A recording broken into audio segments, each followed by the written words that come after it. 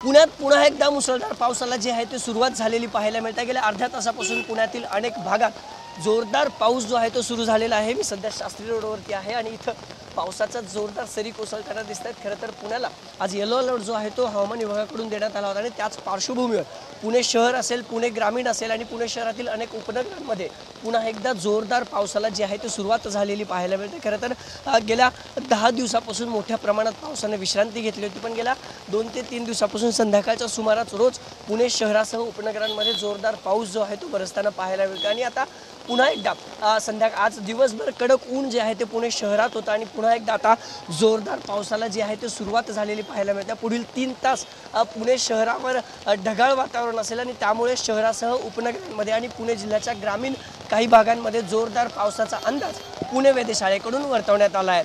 Camera person तुषार नावरेसह अभिजित पोते, TV9 Marathi.